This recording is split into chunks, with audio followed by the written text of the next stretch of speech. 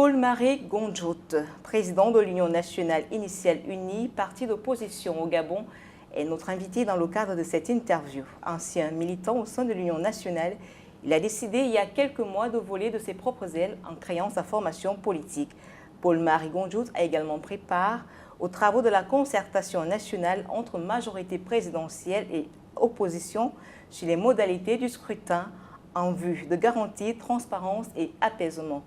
Monsieur Gondjout, bienvenue sur ce plateau d'Africa 24. Merci madame de me recevoir chez vous. La concertation politique organisée au Gabon du 13 au 23 février à l'initiative du président Ali Bongo, bien sûr sur la demande de l'opposition, en vue d'élections apaisées en 2023, aboutit à l'adoption de plusieurs mesures. Quel est votre point de vue de façon générale sur toutes ces mesures et sur les parties prenantes à cette concertation?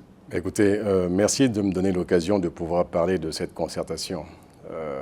Ce qu'il faut savoir déjà au départ, c'est une concertation. Donc une concertation veut dire que vous avez deux ou plusieurs parties qui se retrouvent face à face et qui discutent de points qui les intéressent, notamment les questions politiques qui intéressent notre pays. Et l'opposition venait à cette concertation avec des points sur les questions électorales et la majorité venant, elle, avec un point concernant les mandats politiques. Donc, il fallait discuter de ces différents points pour trouver, je pense, des modus vivendi, des modus operandi ou des moyens termes sur ces questions-là. Vous avez pris part à la concertation, on l'a dit dans l'introduction. Au thème des travaux, il y a eu la levée de la limitation des mandats et aussi le retour au scrutin à un tour. Quel est votre point de vue sur ces mesures précises, tenant compte du fait que l'opposition a beaucoup critiqué ces deux mesures? Il faut que nous soyons précis. Dans la constitution gabonaise, au moment où nous parlons, la limitation de mandat n'existe pas. Donc, nous ne sommes pas revenus sur quelque chose qui avait été enlevé. Il n'y a pas de limitation de mandat dans la constitution gabonaise de 2023, pour l'instant. Ensuite, nous sommes effectivement revenus sur la question de l'élection à un tour. Parce que les modifications faites en 2017 emmenaient l'élection présidentielle à une élection à deux tours, scrutin majoritaire à deux tours. Il nous a été très apprécié par l'opposition d'ailleurs à cette époque. Oui, effectivement, très apprécié par l'opposition. Et ce qu'il faut savoir, c'est qu'on fait actuellement un débat sur élection à un tour, élection à deux tours. Je n'en fais pas personnellement une religion, parce que en 2016, M. Jean Ping a gagné dans une élection à un tour. En 2009, les opposants à M. Ali Bongo Ondimba... C'est vous qui dites que M. Jean Ping a gagné. Oui, mais je le dis, mais c'est... Aujourd'hui, nous savons que le président Ali Bongo oui, bon, mais on ne va pas en faire un débat. On ne peut pas déclarer que M. Mais on ne va pas en faire un débat, mais c'est... Ce n'est pas l'objet de cette discussion. Voilà, exactement. Donc, je dis qu'effectivement, en 2016, il a gagné dans une élection à un tour. Et en 2009, la même chose, c'était des élections à un tour. Donc, le principe, en fait, c'est quoi?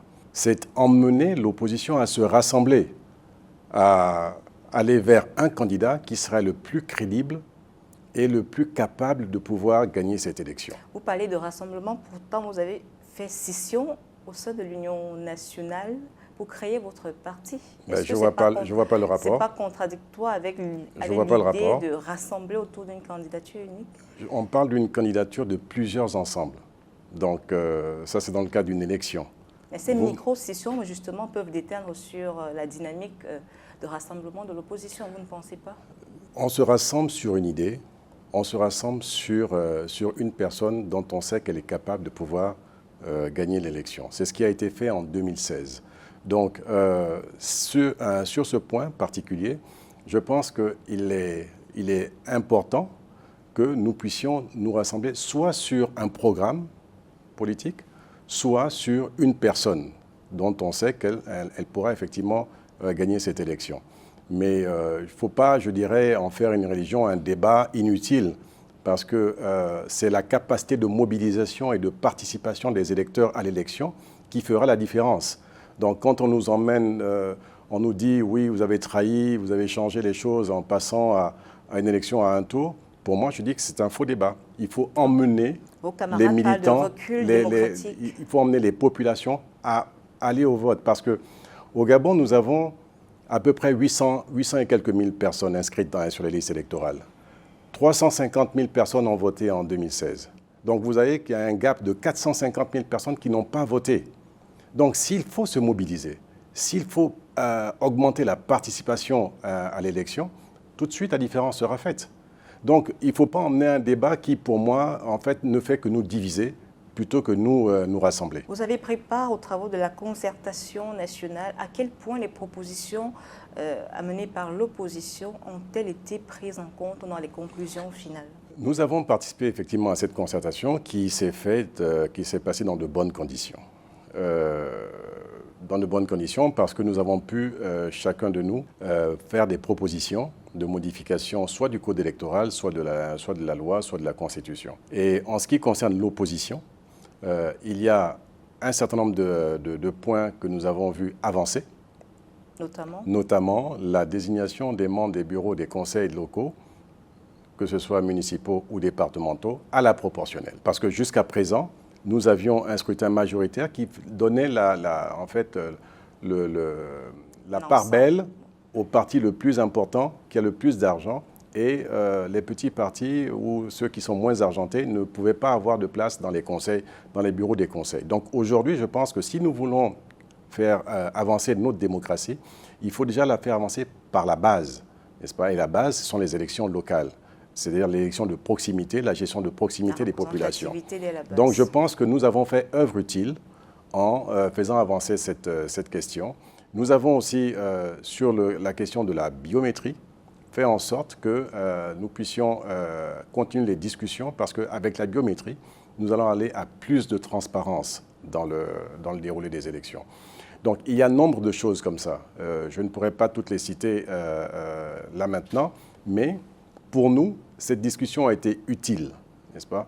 Et je trouve dommage que nous ne puissions pas suffisamment dire à quel point les mesures, du moins les propositions que nous avons fait passer, seront bénéfiques pour l'opposition.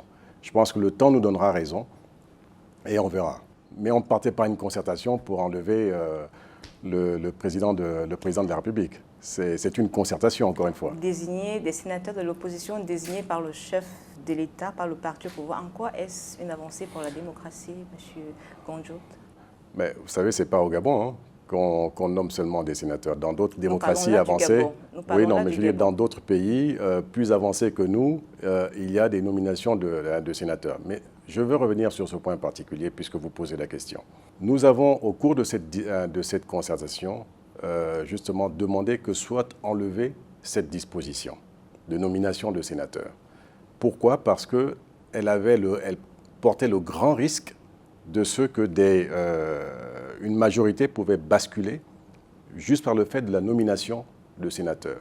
Donc, si on était par exemple à égalité, en nommant des sénateurs, le président de la République pouvait faire basculer une majorité. Donc, nous avons dit que nous ne voulions pas de ça. Ils ont insisté pour l'avoir et nous avons trouvé un moyen terme qui était celui de dire s'ils nomment pour la majorité, parce que tous ceux qui ont été nommés jusqu'à ce jour sont ceux de la majorité, alors il doit aussi nommer pour l'opposition à parité. Auquel cas, nous allons amoindrir le risque de changement de majorité qui pourrait se faire à travers ces nominations-là. Je pense que c'est le moyen terme et c'est une bonne chose que nous ayons pu le faire. Je vais insister sur la candidature unique de l'opposition parce que ça apparaît comme la grosse faiblesse de l'opposition, pas seulement gabonaise, mais en Afrique. Est-ce qu'aujourd'hui vous serez prêt à vous aligner derrière une candidature unique? Est-ce que vous serez prêt à délaisser vos ambitions pour vous? Bien sûr, ça ne pose pas de problème en ce qui me concerne. Tant que, je l'ai dit dans notre discours de rentrée politique, nous sommes prêts à discuter avec tout le monde, d'accord? Tant que nous sommes en phase avec nos idées politiques, avec notre vision du Gabon, nous sommes prêts à discuter avec tout le monde. Et s'il faut effectivement que quelqu'un soit mieux placé que nous et que nous le supportions, il n'y a aucun problème. Vous pourrez également discuter avec la majorité présidentielle dans ce que vous dites. Ce que je suis en train de vous dire, madame, c'est que nous sommes en train de discuter La preuve, c'est que nous avons discuté avec la majorité au cours de la concertation. Tout à fait. Tant que nous travaillons pour le Gabon, n'est-ce pas, il faut le faire parce que ce sont les populations qui en profitent. Les problèmes politiques dont nous parlons, c'est bien, mais la vérité, c'est quoi? C'est qu'il y a des questions du quotidien des populations que nous devons régler, n'est-ce pas? Et si la discussion doit nous emmener à pouvoir trouver des solutions à cela, moi, je suis partant. Est-ce que vous serez candidat à la présidentielle de cette année? Ce n'est pas pour l'instant l'ordre du jour, mon parti en décidera. Si vous étiez candidat, quels seraient les résultats que vous viserez, notamment pour les scrutins législatifs ou municipaux? Ou est-ce que vous avez des ambitions précises en termes de chiffres pour la représentativité? C'est trop, ce serait, on va dire, non seulement risqué, mais on va dire prétentieux de venir avec des chiffres sur cette question-là. Nous, ce que nous faisons, c'est que nous nous battons sur le terrain pour avoir le maximum d'élus locaux, le maximum d'élus nationaux. Et je pense que pour l'instant, nous avons dans notre parti, nous avons à peu près 80 élus locaux et nous allons effectivement travailler à en avoir beaucoup plus pour les prochaines élections. C'est notre ambition et avoir aussi le maximum d'élus nationaux. En tant qu'observateur de la scène politique, en tant qu'acteur politique, quelles sont selon vous aujourd'hui les urgences en termes de développement au Gabon? Et si vous étiez président, sur quoi travaillerez-vous en priorité? Déjà, il faut dire qu'au Gabon, nous avons un gros problème de gouvernance. Gouvernance politique, gouvernance économique, gouvernance sociale. Tous les jours, nos compatriotes se plaignent des difficultés dans lesquelles ils sont. La gouvernance qui est proposée actuellement doit pouvoir changer. C'est-à-dire qu'en fait, on doit donner une vision du Gabon qui n'est pas celle que nous voyons actuellement. Sur le plan économique, je pense qu'il y a lieu de reprendre à la base un certain nombre de choses, notamment des infrastructures de base. Et pour cela, mettre en place des plans, revenir aux plans quinquennaux qui proposaient effectivement je dirais, une programmation sur du moyen long terme, des infrastructures à mettre en place. Et c'est nécessaire aujourd'hui dans notre pays si on veut assurer le développement. Principalement ces questions-là. Et puis sur le plan social, il y a lieu de pouvoir revoir un certain nombre de questions, dont l'assurance maladie qu'il faut rendre universelle. L'éducation, donc la santé, l'éducation, principalement parce qu'il faut sécuriser nos populations. Si vous voulez que quelqu'un puisse produire, normalement, il faut qu'il ait son toit, il faut qu'il puisse manger, se soigner et envoyer ses enfants à l'école normalement. Et ça, pour l'instant, c'est un problème. Donc, toute politique concourt à faire le contraire et vouée à l'échec. Nous sommes en une année électorale au Gabon, grande année électorale avec un triple scrutin présidentiel, législatif et municipal. Alors, si vous aviez un message pour l'opposition gabonaise, que serait-il? Pour moi, pour les scrutins à venir, notamment les scrutins locaux et législatifs, c'est sortir de tout ce que nous avons fait jusqu'à présent, c'est-à-dire les boycotts et autres. Pour moi, ça ne paye pas. La politique de la chaise vide ne paye pas. Il faut être présent dans tous les scrutins et il faut se battre pour avoir le maximum d'élus locaux, le maximum d'élus nationaux. Parce que si on veut effectivement faire valoir notre voix, mais il faut être présent là où nous devons parler. Nous sommes allés à une concertation. Nous avons parlé là-bas. Je viens vous voir aujourd'hui dans vos studios et je parle du Gabon. Je parle de ce que je veux pour mon pays, n'est-ce pas? Donc, il faut être présent et dire ce qu'on a à dire, faire ce qu'on a à faire. Les populations nous regardent, elles ont besoin d'avoir des gens qui parlent pour elles. Et pour moi, la préparation de ces scrutins est absolument importante. C'est pour ça que je disais tout à l'heure, pour nous, le fait d'avoir réussi à faire passer cette mesure de désignation des membres des conseils, des bureaux des conseils à la proportionnelle est une victoire et que nous saluons et qui va arranger tout le monde d'ailleurs. Ce n'est pas seulement l'opposition, elle va arranger tout le monde. Même la majorité qui se trouve dans l'opposition parfois sur certains sièges pourrait en profiter. Donc c'est faire avancer la démocratie. S'agissant de la mise en œuvre, avant de conclure, s'agissant de la mise en œuvre des conclusions du dialogue national, quelle espérance? Est-ce que ce sera appliqué à 100%? Je vois déjà que dans le dernier Conseil des ministres, ils ont fait une proposition de loi de modification de la Constitution. Nous attendons maintenant de voir les autres lois changer. Donc, il y a un comité de suivi qui a été mis en place. Le décret a été le projet de décret a été pris hier en Conseil des ministres.